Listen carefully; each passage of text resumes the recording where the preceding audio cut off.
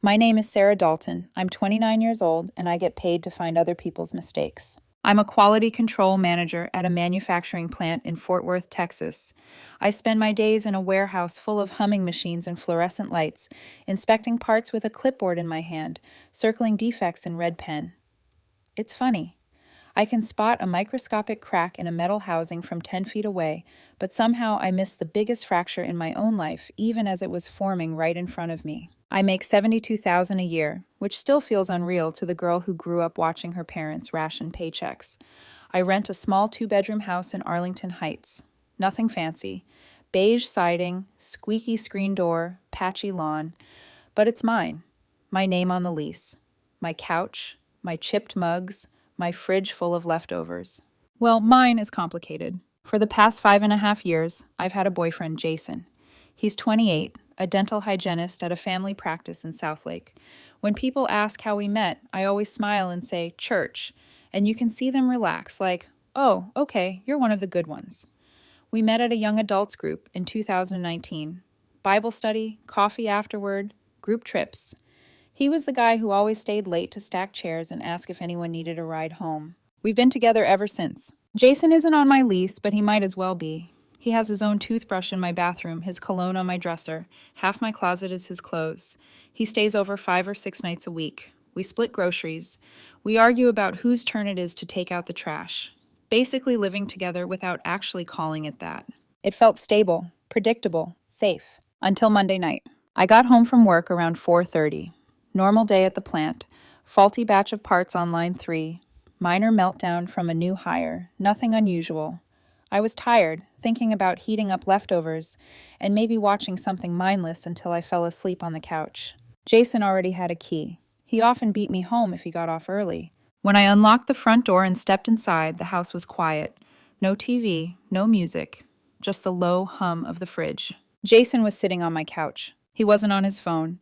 He wasn't scrolling or watching anything. He was just sitting there, elbows on his knees, staring at the floor. There were tissues on the coffee table. His eyes were red. My stomach dropped. That sentence, "we need to talk," should be printed on hazard labels. It has never meant, in the history of relationships, surprise, here are Beyoncé tickets. I set my bag down slowly. What's wrong? Did something happen at work? I asked. He didn't look at me. He just stared at his hands, fingers twisting together so hard his knuckles went white. I need to tell you something, he said, and I need you to let me finish before you say anything, okay? The way he said it, so formal and rehearsed, scared me more than if he'd yelled. I sat down on the other end of the couch, leaving a careful space between us. Okay, I said, even though every cell in my body wanted to scream, no, actually, don't tell me anything. Let's turn on the game and pretend everything's fine forever. He took a breath like he was about to dive underwater. There's someone at my gym, he said, at CrossFit. I'd heard about CrossFit Girl before. Kayla this, Kayla that. She was one of the trainers. Super fit, always pushing him. He talked about her the way people talk about a coach or a mentor. I didn't love hearing her name as often as I did, but I'd told myself I was being insecure. We go to church. He leads worship sometimes. He prays before meals, for God's sake. Literally. What about your gym? I asked, voice tight. He swallowed. I've been hooking up with her, he said. Kayla, for a couple weeks. For a second, I thought I misheard him. Like my brain auto-corrected a word into something impossible. I'm sorry, I said. He finally looked at me. His eyes were shiny and desperate. Please let me finish, he rushed out. It started about 2 weeks ago. It happened 3 times. The last time was yesterday, Sunday, while I was at my parents' house, sitting on their sagging brown couch, watching the Cowboys game with my dad and eating leftover pizza, Jason was with her. My brain tried to eject the information like corrupted data. I stared at him, my breath going shallow, the edges of my vision tightening until all I could see was his face. Why was all I could manage. He ran both hands through his hair. I don't know. I felt stuck, he said. We've been together so long. Everyone keeps asking when we're getting engaged. Your mom keeps making comments about grandkids. People at church ask when I'm gonna make an honest woman out of you. He shook his head, tears spilling over. I panicked. I needed to know if this is really what I want. It didn't mean anything, Sarah. It was just physical. I love you. I want to be with you. There it was. The script. The words I'd heard in 100 stories online, except now they were in my living room with my boyfriend's voice attached. You slept with another woman 3 times, I said slowly, my voice flat and strange. But you want to be with me. It was a mistake, he said quickly. I know that now. That's why I'm telling you. I couldn't keep lying to you. I couldn't sit at Thanksgiving with our families and... He stopped himself, but it was too late. The word hung there. Thanksgiving. My parents and Jason's parents have been doing joint Thanksgiving for the past 7 years, ever since we got serious. It became this big tradition. Who's making what dish, which game we're watching, where my grandparents are sleeping. This year it's at his parents' house in Haltom City. My parents, my younger brother and his wife, my grandparents driving in from Abilene, his family, his little sister home from college, 18 people total. My mom calls Jason her future son-in-law, like it's already decided. His dad and my dad go to Cowboys games together now. Our family's basically merged around this relationship. Thanksgiving is in 2 days. My mouth was so dry I couldn't swallow. I stood up without thinking and walked into the kitchen. The tiles under my feet felt uneven, like the floor had shifted a few degrees. I poured myself a glass of water, watching my hand shake. The faucet roared too loud in the quiet house. I stood at the sink, staring at the cheap white backsplash for what felt like 5 minutes, maybe more. Jason followed me, stopping in the doorway like he wasn't sure if he was allowed to cross the threshold. Say something, please, he said softly. Sarah, I'm telling you because I want to fix this. I choose you. I'm ending it with her. I already told her it was over. We can get through this. We have to. I kept my eyes on this backsplash. There was a tiny hairline crack in one of the tiles above the stove that I'd never noticed before. I latched onto it like a lifeline. I need you to leave, I said. He flinched. What? No, we need to talk about this, he said. We can't just... I said I need you to leave, I repeated. My voice sounded wrong, low and hard. I don't yell. It's not in my nature. But there was a new sharpness in me. Something brittle. No, he said, shaking his head. No, we need to work through this tonight. I'm not leaving until... Get out of my house, I said. I turned then and looked at him. Really looked. The man I'd imagined marrying.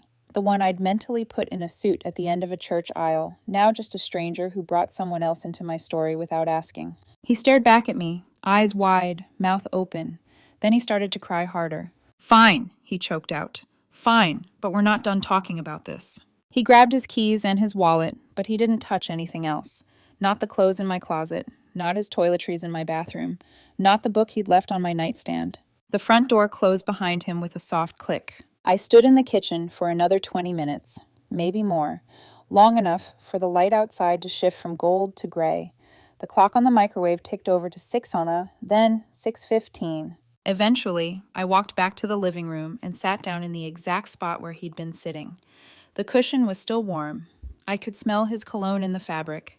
Everything in the room looked exactly the same as it had that morning, except nothing was the same. I thought I would cry. I didn't. I just sat there, my body buzzing with shock, my mind replaying Sunday on a loop. Me at my parents' table, laughing at my dad yelling at the TV. Jason at the gym. Kayla's name sliding into the picture like a jump scare. I couldn't make my brain accept it. I didn't sleep that night. I couldn't go into the bedroom. It smelled too much like him.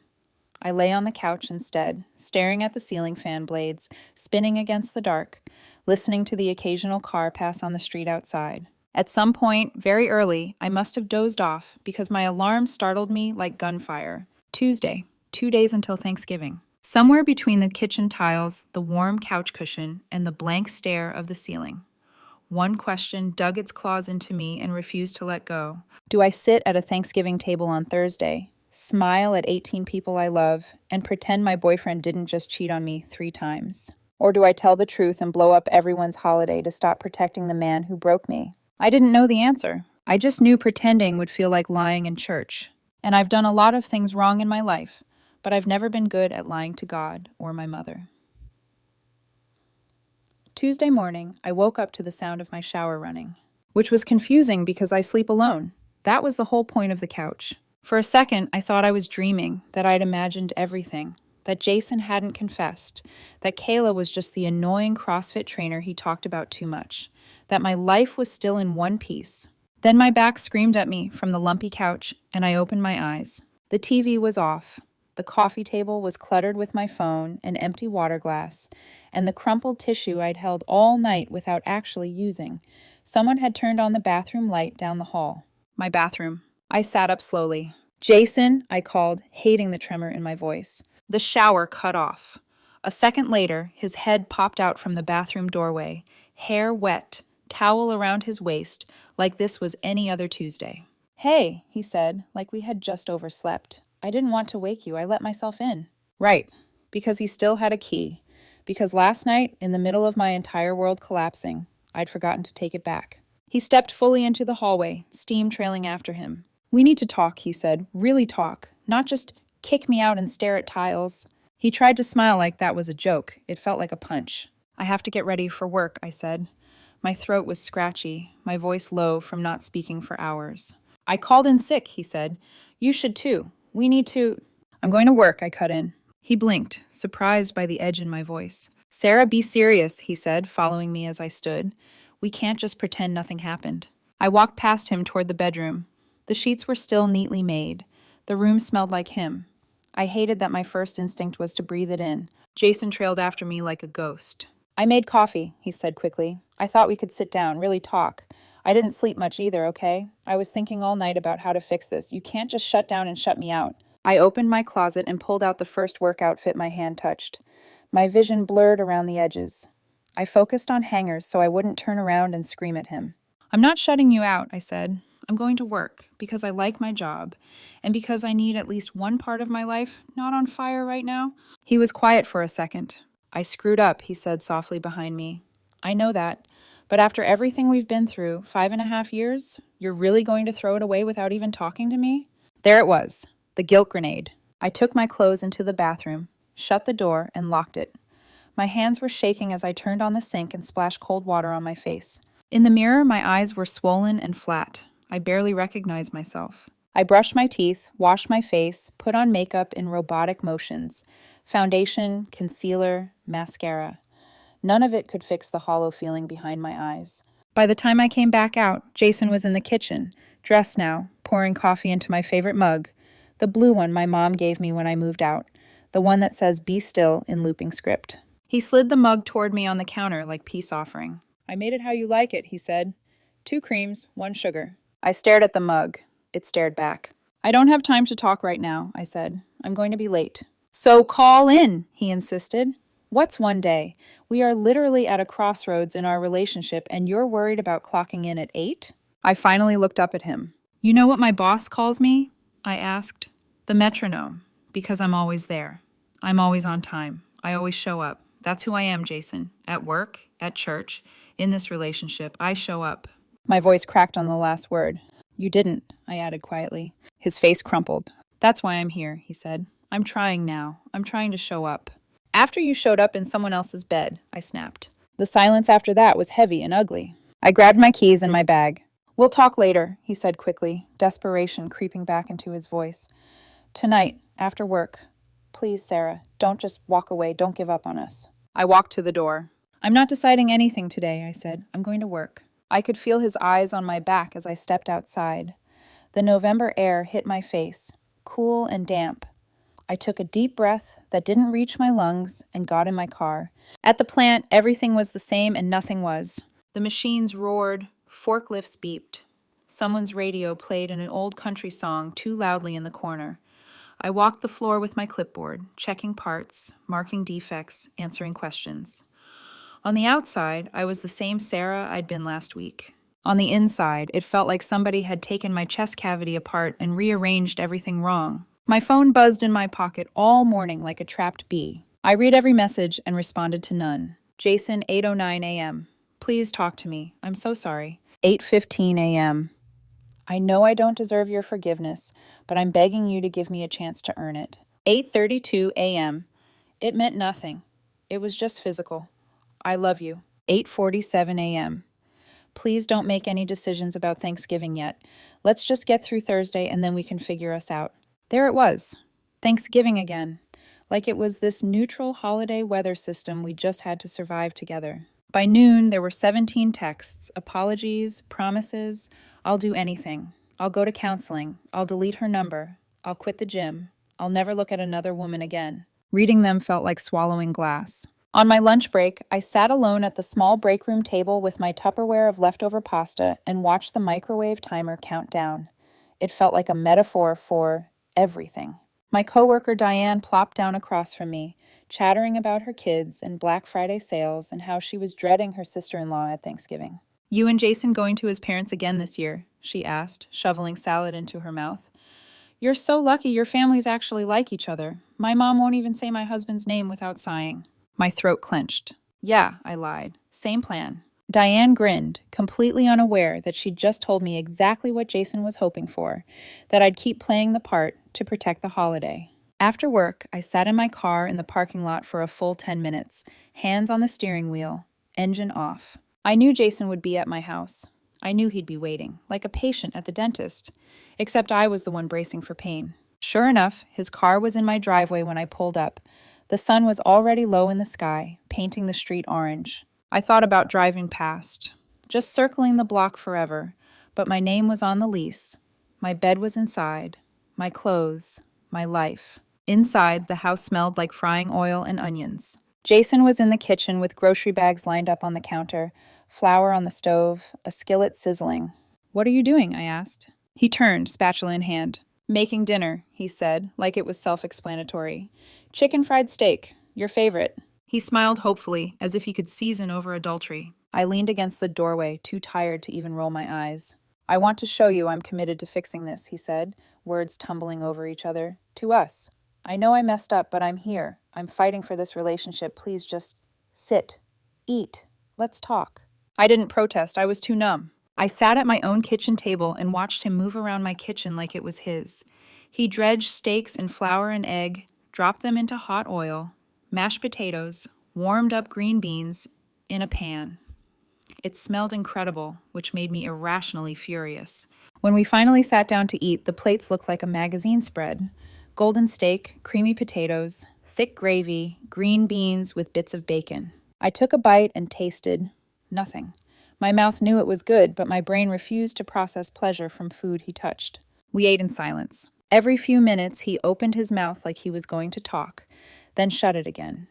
The only sounds were the clink of silverware and the hum of the fridge. After a while, he couldn't hold it in anymore. Your mom texted me about Thursday, he said quietly, like he was testing the waters. She wants to know what time we're coming. She said she's making that green bean casserole I like. My stomach twisted. They already bought a huge turkey, he continued. My parents cleared out the guest room for your grandparents. You know they're driving in tomorrow. If you tell everyone right now, it's going to blow everything up. We're talking 18 people having their holiday ruined. Over my mistake. I stared at him. Your mistake, I repeated. He nodded, eyes earnest. Yes, my mistake. I own that. But you don't have to punish everyone else for it. We can get through Thanksgiving and then deal with us on Friday, okay? Just one more day. Smile, eat, watch the game, and then whatever happens after, happens. But please don't make a scene in front of my parents. Or yours. They'll never look at me the same. Something in me snapped. You're worried about how they'll look at you? I asked. Jason, I'm trying to figure out how I'm supposed to look at you. He winced. He rubbed his forehead. I don't want you to regret this later. We've built so much with our families. This tradition. Do you really want to be the one who breaks it? I laughed once, a short, ugly sound I didn't recognize. I didn't break it, I said. You did. I'm just deciding whether to keep pretending it's whole. He went quiet after that. After dinner, he tried again, a softer, tearful version. He sat on the edge of the couch while I stood in the doorway, arms crossed, and he talked about counseling and growth and temptation and God's grace. His eyes were wet, his hands shook. I chose you, he said, voice barely above a whisper. I'm here. I cut it off with her. Doesn't that count for something? I didn't answer. I couldn't. Eventually, I went to the bedroom. He followed. Sarah, we can't heal if we're not communicating, he pleaded. Please don't shut me out. I walked into the bathroom and locked the door. I turned on the shower as hot as it would go and stood under the water until my skin burned. It was the only way I could drown out his voice, the only way to make the noise in my head quiet for a few minutes. 40 minutes later, when I came out wrapped in a towel, he was in my bed, wearing one of my oversized t-shirts like it was just any other night. He looked small and hopeful. I didn't say a word. I grabbed a pillow and a blanket from the closet and walked past him, back to the couch. Sarah, please, he called softly. Don't do this. Don't give up on us over. I shut off the bedroom light and let the darkness eat the rest of his sentence. I didn't sleep much that night either. Around 3 a.m., I gave up and picked up my phone. The ceiling was just a dim gray blur above me. The house smelled like cooled oil and gravy. I opened an advice forum I'd been silently scrolling earlier. People telling their own stories of betrayal, of holidays ruined or saved, of lies told to protect family peace. One comment stopped me cold. It said, "If your mom knew what happened, would she want you sitting at that table pretending everything is fine?" I stared at those words until the screen blurred. I pictured my mom's face. If she found out months later that Jason cheated on me and I kept it from her so I could pass the rolls at Thanksgiving like a good daughter. I pictured sitting at that table on Thursday, my dad and Jason's dad yelling at the Cowboys game, my mom and his mom laughing in the kitchen, my grandparents asking when we were finally getting married. I pictured smiling, lying, protecting Jason from consequences while betraying the people who raised me. My chest tightened. Suddenly, the turkey and the football and the tradition felt less like a warm family ritual and more like a trapdoor. I didn't know what I was going to do yet, but for the first time since Jason said the words, "I've been hooking up with her," I felt something shift inside me. Not anger, not grief. Resolve. By Wednesday morning, my decision was made before I even fully woke up. Not because I felt brave, not because I had a plan, because the alternative, sitting at that Thanksgiving table, smiling like a Stepford daughter-in-law while Jason passed me the gravy boat, felt like trying to swallow broken glass. I got dressed in the same clothes I'd thrown over a chair the night before. No makeup, no attempt to look put together. I didn't bother texting my supervisor a reason for calling in sick. I just typed, "Won't be in today," and hit send. Then I grabbed my keys and walked out the door before Jason could wake up and start pleading again. The drive to my parents' house in North Fort Worth took 20 minutes. 20 minutes for my brain to replay the last 2 days on loop. 20 minutes to wonder if I was about to cause a family crisis big enough to end a 7-year tradition. I parked in the driveway. My parents' house looked exactly the same as it always did. White brick, faded shutters, a sagging porch swing my dad kept promising to fix. The yard was freshly mowed. My mom's fall decorations were still up, a wooden sign on the porch reading, "Bless this home." I almost turned around, but then the front door opened before I even reached the steps. My mom stood there in her bathrobe, hair messy, face creased with sleep, and the second she saw me, her expression changed, like she knew. "Sarah," she whispered, "honey, what's wrong? Why aren't you at work?" Her voice cracked in a way that nearly undid me. "Is Dad home?" I asked, even though I could hear the distant sound of tools clinking in the garage. "He's in the workshop," she said. "Sarah, you're scaring me." She reached for me, guiding me inside like I was someone who'd forgotten how to walk. She called toward the garage. "Mark, come here, please. It's Sarah." My dad came through the side door, wiping his hands on a rag. He took one look at my face and froze. "What happened?" he asked. His voice was deeper, steady, but there was a crack in it too. We sat at the kitchen table. The same table where I'd done homework, eaten macaroni and cheese, told them I got my first job, introduced Jason. I opened my mouth to talk. No sound came out. Instead, I broke. I didn't cry pretty. I didn't sniffle or dab at my eyes with a tissue. I folded forward like my ribs gave out and sobbed into my hands, the kind of deep, shaking cry I hadn't felt since childhood. My mom was out of her chair instantly, arms wrapping around me, one hand smoothing my hair. "Baby," she kept saying, "baby, what happened?" My dad stayed seated, jaw clenched, eyes fixed on the table. He's not good with emotions, never has been, but his hands were shaking on the rag. It took me a minute to get my voice back. When I finally did, I told them everything. The confession, the cheating, Kayla at CrossFit, 3 times in 2 weeks. Sunday afternoon, while I was watching the game with Dad, Jason begging me to keep quiet for Thanksgiving. With every detail, my mother's expression shifted.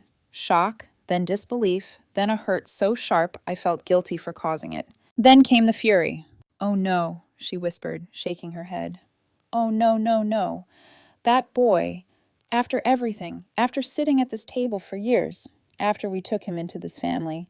She stood up abruptly, the chair scraping across the linoleum. "That's it," she said. "We're not going." "Mom," I started. "No," she snapped, pointing toward me with a trembling hand. "We are not going to that house. We are not sitting at a table with the girl who broke your heart and the boy who let it happen." Dad finally spoke. "You're not going to that dinner tomorrow," he said simply. "But everyone already," I tried. "No," he said again, firmer. I'm not watching you sit there and lie to us. I'm not. You hear me? The room was silent for a beat. Then my mom reached for her phone. Who are you calling? I asked. Linda, she said, her voice turning colder than I'd ever heard it. Jason's mother. Before I could protest, she'd already dialed. Linda picked up almost immediately. Patricia, hi, are you all set for tomorrow? I was just about to... We won't be coming tomorrow, my mom said, cutting her off. There was a pause. What? Why not? Because, my mom said, your son cheated on my daughter, and she will not be spending Thanksgiving with him. I could hear a muffled gasp through the speaker. Linda's voice sharpened. Patricia, we don't know the whole story. Relationships are complicated. It takes two people to... She hung up without saying goodbye. I stared at the phone, stunned. That might have been too harsh, I whispered. No, my mom said, not harsh enough. Then she immediately dialed my older brother, Ethan. He picked up with, Hey Mom, what's... Change of plans for tomorrow, she said. We're doing Thanksgiving here. What? Why? We already... Jason cheated on your sister. There was a beat of silence. You're kidding. She's here now. She'll tell you herself. Just come. Bring the kids. Bring whatever food you bought. We'll make it work. Yeah, he said quietly. Okay, we'll be there. Tell Sarah I love her. Next, she called my younger brother Lucas. Same story, same switch in tone, same immediate loyalty. Within 15 minutes, what had been an 18-person Thanksgiving at Jason's parents' home became a 12-person emergency holiday at my childhood kitchen table. My mom hung up and put both hands on the counter, breathing hard. Well, she said, we'll need a turkey.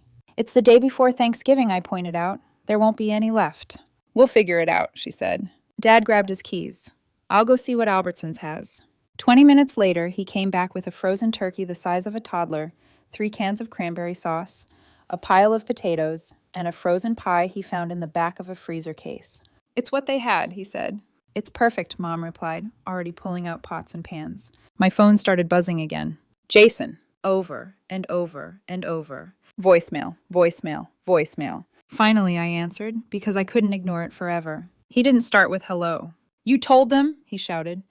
Sarah, do you have any idea what you've done? My parents are devastated. My mom is crying. My sister is furious. You completely humiliated us. The whole Thanksgiving is ruined.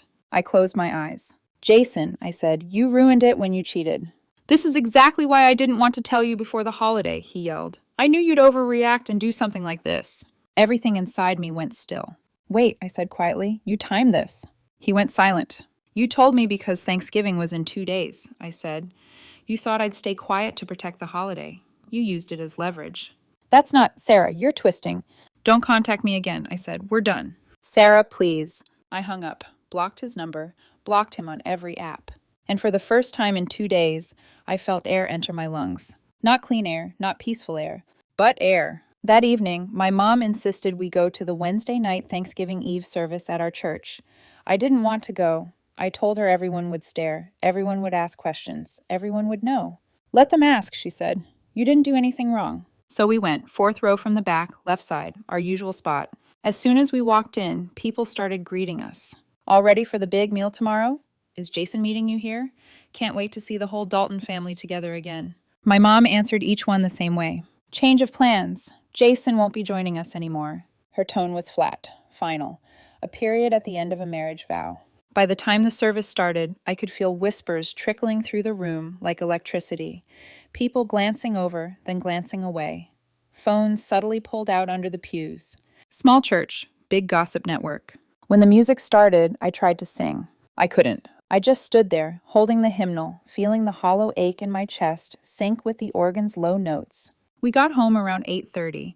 My brother Ethan was already there, sitting on the back porch with a 6-pack of Coors, the porch light casting a warm glow on his face. Heard you had a hell of a week, he said, handing me a beer. Something like that, I whispered.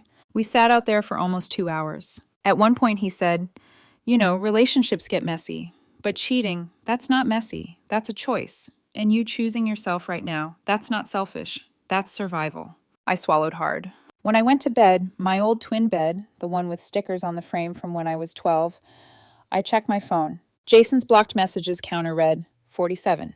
I turned off my phone and, for the first time in 3 nights, slept straight through until morning. Thursday. Thanksgiving. The day everything was supposed to be perfect. Instead, it would be honest. For the first time in years. Thanksgiving morning felt wrong from the moment I opened my eyes. I wasn't in my soft, queen-sized bed in Arlington Heights. I wasn't waking up to Jason clattering pans in the kitchen, humming some off-key worship song while he made sweet potato casserole. I was in my childhood bedroom. Twin bed, blue quilt, posters I never took down, a lamp shaped like a mason jar I once thought was so vintage. For a second, I lay there staring at the ceiling fan, listening to my mom already bustling in the kitchen downstairs, and I felt something sharp. Not regret exactly, but grief for the version of my life I thought I'd be living today. Then I smelled coffee and cinnamon. Time to get up. I pulled on leggings, a sweater, and padded downstairs in socks. My mom was in full Thanksgiving panic mode. Hair up, apron on, counters already crowded with mixing bowls and spices.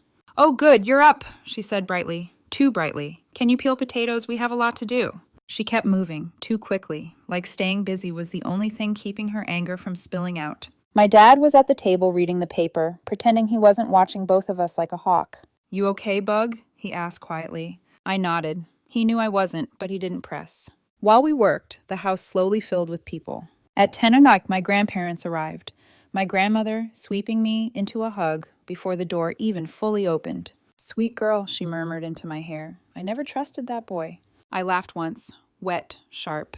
"You could have told me." "He wouldn't have listened," my grandfather said gruffly, patting my shoulder. "Love makes you dumb. No offense." None taken. At 11:02, my brother Ethan and his wife showed up with their 2 kids. His oldest ran to me, wrapped his arms around my waist, and asked, "Where's Uncle Jason?" The question sliced straight through me. Ethan jumped in before I could answer. "He's not coming today, buddy. Let's go help Nana." At 11:30, Lucas arrived with his girlfriend. He hugged me so hard my ribs creaked. "You look better than I expected," he whispered. "That's because I cried out all the ugly last night," he snorted. "Same." By noon, the house was full. Kids yelling, oven timers beeping, my mom cursing at the dry turkey, my dad trying to carve it anyway. It was chaotic and imperfect and real in a way that made my chest both ache and soften.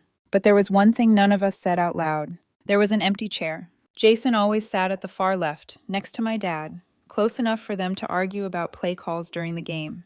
His absence felt like a cold draft moving through the room. Lunch was served anyway. My mom apologized about the turkey 3 separate times. My grandmother told her it was fine and loudly blamed the boy who caused all this drama. Ethan nearly choked on his mashed potatoes trying not to laugh. During the Cowboys game, my dad muted the TV halfway through. "You know," he said, leaning back on the couch, "football doesn't matter. Not compared to you being okay." It was the first time he had talked about feelings in years. "Thanks, Dad," I whispered. He nodded once, like that was enough emotion for one holiday. Around 3 p.m., my phone buzzed. I didn't check it. Instead, I sat beside my mom while she washed dishes, white sleeves rolled up, jaw set with focus. "You did the right thing," she said quietly, without looking at me. "You don't even know what the right thing is," I said. "Neither do I." She finally met my eyes. "The right thing," she said, "is choosing truth over pretending. That's what you did. That's what we're doing." I wanted to believe her. I really did. But pretending had been easier. Pretending had kept the traditions intact. Pretending had kept the families fused together the way everyone wanted. Telling the truth was messy and jagged and painful, but it was honest. After dessert, a soft ding sounded on my phone. Instead of Jason's name popping up, it was a notification from Instagram. I froze. The preview was from Jason's mom, Linda. "Grateful for family who stick together through hardship. Hashtag family first. Hashtag blessed." The kind of pointed caption that isn't really about gratitude at all. My stomach dropped. So that was the narrative they were choosing. Not that Jason had cheated, not that I had been betrayed, but that I and my family had abandoned them. I put my phone face down. Let them say what they want, I thought. Let them spin their story. I know what's true. Still, the bitterness sat heavy in my chest. Later that evening, after everyone left and the dishes were stacked and the leftovers tucked into Tupperware, I went upstairs to my old room. I sat on the edge of the bed, staring at my reflection in the dark window. My eyes looked tired, older, but steady. My phone vibrated again. This time, a voicemail notification from an unknown number. I didn't listen to it. I already knew who it was. I turned off the phone, climbed under the blue quilt, and stared at the stickers still stuck to my bed frame. Little stars and hearts and glittery shapes I'd placed there when I was 13. And I realized something. This wasn't the Thanksgiving I wanted. This wasn't the life I thought I'd be living, but it was the first time in days, maybe weeks, I hadn't felt like I was drowning. It wasn't peace, but it was a start. The next morning, Friday, Ethan showed up at my parents' house at 8:30 a.m. with coffee and a duffel bag. "You ready?" he asked. "To get my stuff." "Yeah," I said. "Let's just get it over with." On the drive back to my rental house, my stomach twisted. The closer we got, the more I felt the pressure behind my ribs build. Jason wasn't there. His car was gone. The driveway was clear. He'd left the house dark and quiet. The key was waiting under the mat, just like he'd promised. Inside, everything looked frozen in time. His shoes by the door, his jacket hanging on the hook, photos on the wall, beach trips, holidays, blurry selfies from nights out, our life in frames, in 'em. I moved through the house quickly, grabbing clothes, books, toiletries, my laptop, my toolbox, every small piece of life I could claim. Ethan carried boxes without speaking, giving me space. In the kitchen, there was an envelope on the counter, my name on the front. Inside, $6,000 in cash, and a note. 2 words, "I'm sorry," then his initial, J. It was the money I'd been saving for an engagement ring for him to propose with someday. I held the envelope for a long moment. Then I put the cash in my bag and ripped the note in half, then in quarters, then in tiny pieces I dropped into the trash. 30 minutes later, we were done. As we walked out, I paused in the doorway. Last look. The couch, the mugs in the cabinet, the framed photo of us at last year's Thanksgiving, still on the shelf. "It'll get easier," Ethan said softly. "I know," I said, but I didn't believe it. Not yet. We locked the door behind us and left. For the first time in 5.5 years, the house wasn't ours. It was just a building, and I was finally walking away. The first 3 weeks after Thanksgiving were hell. Not the dramatic movie-style hell where you scream into the night and throw plates. No, this was the slow, suffocating kind. The kind where you wake up and for the first 2 seconds forget, then it hits you like a truck all over again. Every morning I'd open my eyes in my new 1-bedroom apartment, bare walls, mismatched furniture, no decorations, and feel a split second of peace. Then my brain would whisper, "Jason cheated," and the air would disappear from the room. I went to work. I came home. I went to therapy twice a month. I cried in my car more times than I want to admit. I kept busy enough to survive and numb enough not to feel too deeply. But healing wasn't linear. It wasn't even logical. Some days I almost felt normal. Other days, I saw a jar of Jason's favorite coffee creamer in my parents' fridge and had to walk outside before I threw up. Jason didn't make it easy to move on. He tried everything. Texts from new numbers, emails, voicemails I never listened to, showing up in my work parking lot. My mother shut down every attempt at mediation from Jason's mom, who was convinced our families misunderstood the situation. My mom was done misunderstanding. "Not this kind of mistake," she told her. "Leave my daughter alone." Word must have spread through church, too. Jason showed up at different service times, early morning, late morning, sometimes evening. I changed to the 6 p.m. service every week, sitting in the far back, slipping out the side door when it ended. It was the closest I'd ever come to feeling like a fugitive. Christmas was the hardest. For 6 years, Christmas meant the Daltons and the Starling family, Jason's family, together. Matching pajamas, baking cookies, Christmas Eve service, photos around the tree, my mom buying Jason's favorite cinnamon rolls, his dad buying me the exact fuzzy socks I liked every year. This time it was just my family, smaller, quieter, off balance, like a chair missing a leg. My mom tried to hide that she missed the old tradition, but she did. We all did. Jason sent a Christmas gift anyway. A watch, expensive. "Always love you, Jay." I didn't keep it. I gave it to his sister when I ran into her at Target. She didn't say much, just, "He's not doing well." I nodded. "Neither am I." New Year's Eve, he drunk called from a blocked number, crying, begging, saying he made the worst mistake of his life, saying Kayla didn't want him either, because apparently he told her I was just his ex-roommate who wouldn't move out. When she found out the truth, she blocked him too. Some part of me felt, not joy, but validation. The rest of me felt tired. January, I moved out of the rental house entirely, used the Ring Fund money for deposits and moving fees, filed a change of address, put my life in cardboard and built it back piece by piece in the small apartment near the plant. I got promoted, quality control supervisor, $78,000 salary. My boss said the role had been a long time coming. Work became my distraction. Structure became my sanctuary. Softball on Thursday nights with coworkers, dinner with my brothers more often. I even got closer to Ethan. Something about heartbreak pulls siblings together like magnets. Church still felt weird. I sat through sermons wondering if people were whispering about me, if they thought I'd failed at something, if they believed Jason's version of the story.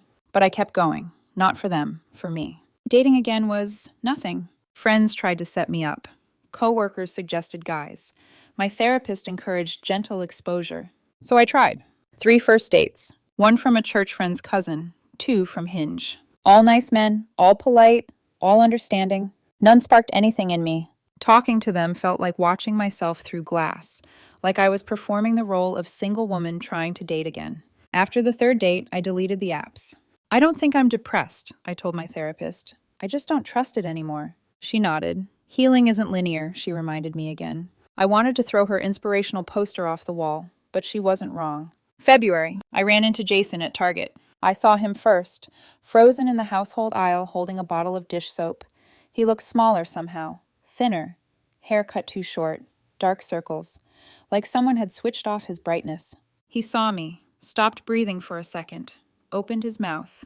I nodded, a polite, neutral nod, then kept walking. My heart didn't race, my stomach didn't drop, my eyes didn't burn. It was nothing and everything all at once. Later that night, I got a text from a new number. It was good to see you. I hope you're happy.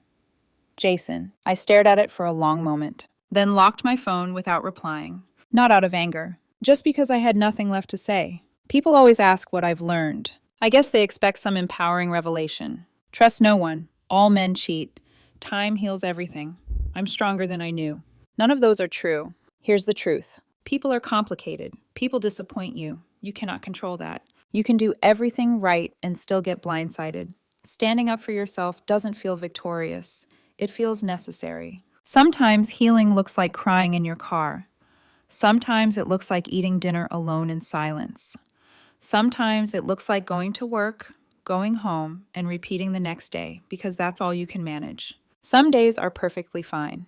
Some days, the smallest thing, a song, a smell, a memory, can crumble you. Some nights I look at the extra pillow on my bed and feel a sharp ache. I don't want someone better. I never did. I wanted him, the version I thought was real. But that version never existed. That's the wound I've been healing, slowly, unevenly, painfully. So where am I now? I'm working, surviving, going to therapy, showing up to family meals, taking things one day at a time. Not thriving, not falling apart. Just existing, and for now, that's enough. My therapist says progress isn't a straight line. I'm starting to believe her. Maybe someday I'll trust again. Maybe someday I won't feel the heaviness in my chest when I think about 5.5 years wasted. Maybe someday I'll love someone again in a way that doesn't feel like walking barefoot over glass. Today is not that day. But today I'm okay with not being okay yet. And that, I guess, is progress.